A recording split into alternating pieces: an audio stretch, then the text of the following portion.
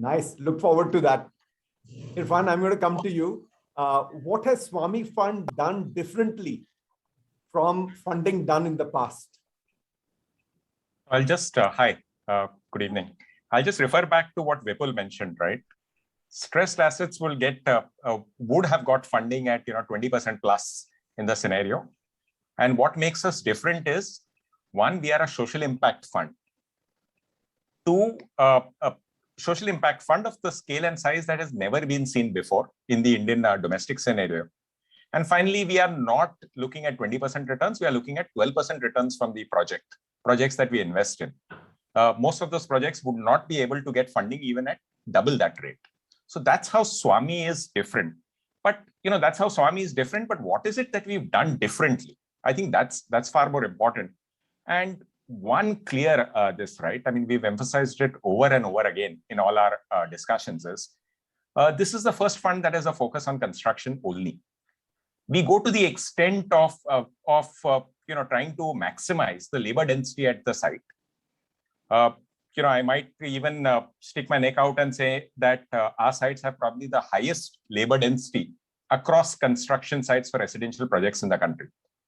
In the past, developers would often pace construction with the velocity of sales. Correct. Right?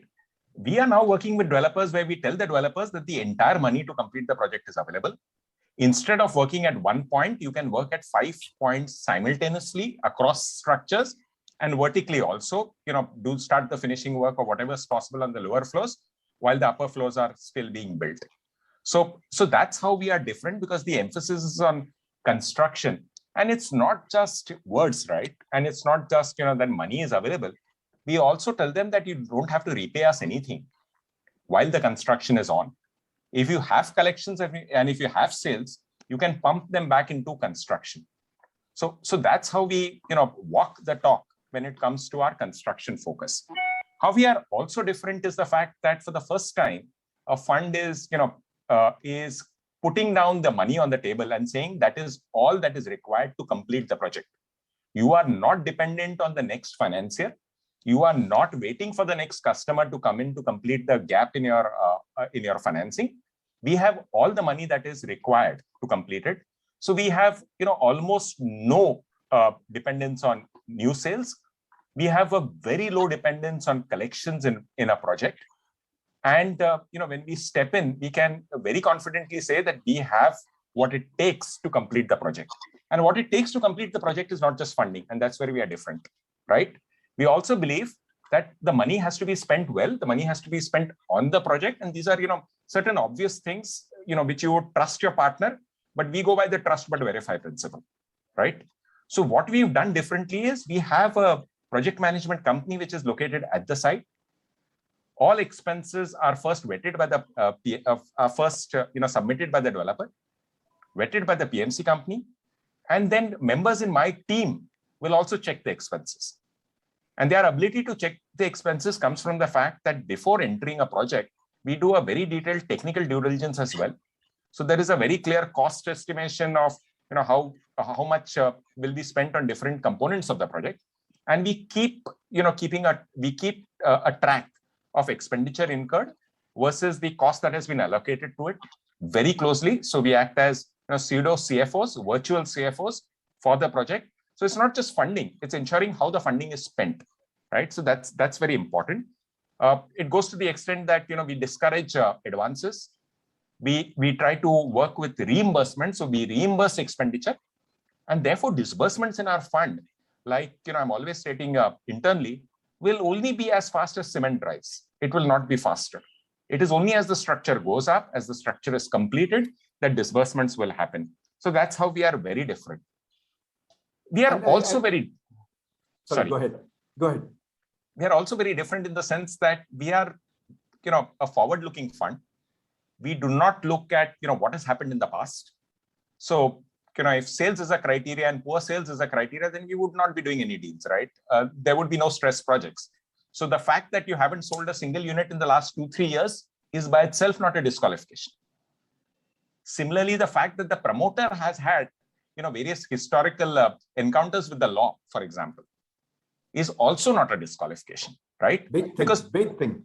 because that in itself is one of the key reasons why the project has got delayed and stalled, right? So we cannot cite that as a reason and then just do nothing. Similarly, the fact that there have been legal issues in the past, there have been tussles in the past, there have been complications in the past, is not a criteria. What we try and see is going ahead, right? We are confident we can control the inflows and the outflows in the project. Will the project be able to, will the receivables and sales be enough to complete the project and take care of our return requirements, right? So will they be able to generate a 12% return on our investments? So that's again very important for us.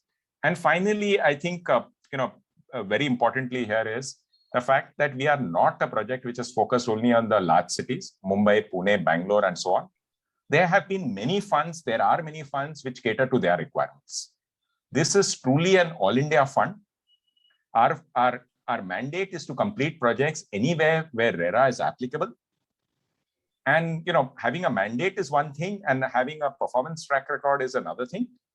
So we've given final approval to projects in 36 cities across India. That includes the 8 tier 1 cities and 28 tier 2 cities. So we are truly an all India fund in that sense. That's how we are different. Outstanding. And, I must admit is, Vipul had organized a meeting with the ministry, a few years ago, and I had the privilege of attending it. At that time, Irfan, we were not sure how this fund is going to come in, how the impact is going to come, how tangible it is going to be, how is it going to be implemented, whether the home buyer sentiment is going to improve or not. I should compliment you, Irfan. We've had the privilege of seeing it firsthand. So it does, otherwise government, a lot of times announcements come in and you really wonder, where did that money go? What happened?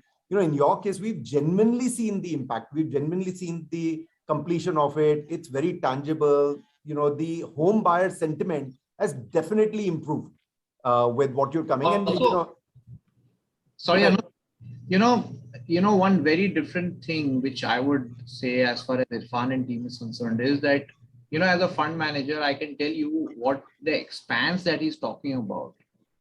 The expanse is as difficult, if not more, than say the reason why Mr. Jaishankar and Mr. Napier don't want to move out of South and East India. Running funds, managing those risks, managing multiple partners is such a horrendous challenge, and it is complete hats off to Irfan and team that they are able to run that play. Because, like for example, even though we are a pan-India organization running which is beyond 7 or 8 cities, is not even in our 5-year plan. And he's talking about 36 cities. It's very tough. So let me just add some numbers behind that performance, right? So I will not contest anything that you guys have just said. I will gracefully accept it. Thank you so much for the kind words. But I will also, add a little bit more so that, you get a chance to say even better things in the future.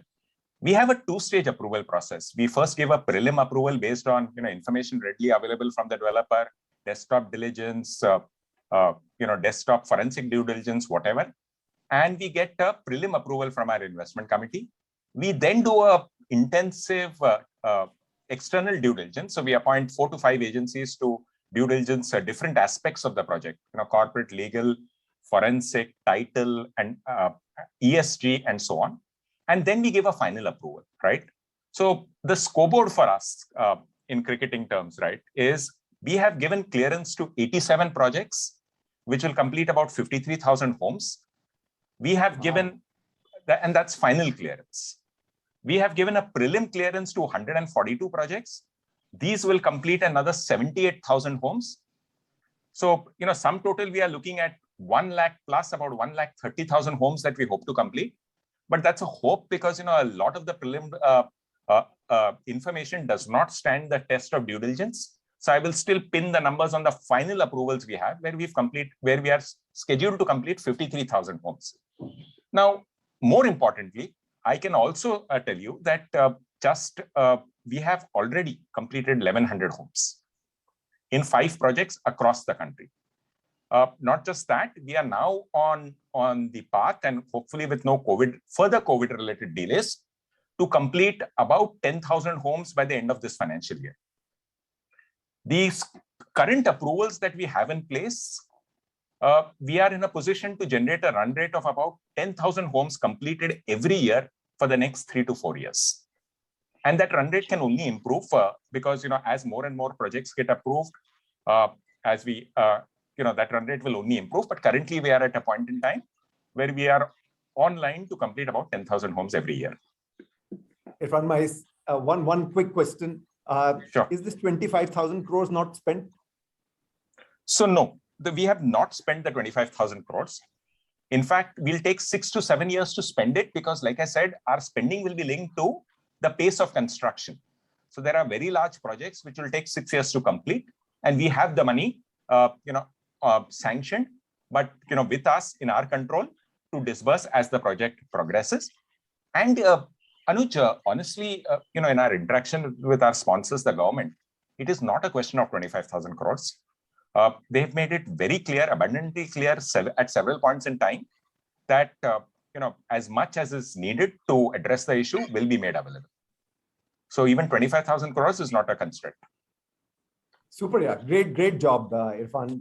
All credit, as I said, is the consumer sentiment is definitely going up. With your and congratulations to the government of India, and thanks to Vipul as well to have championed it at that time to bring this fund, and great job done by you and the. Vipul is a friend and advisor, both to the fund as well as to some people in the fund. I'm going to come to Mr. Santhanam, who's the CEO of Asia Pac and India.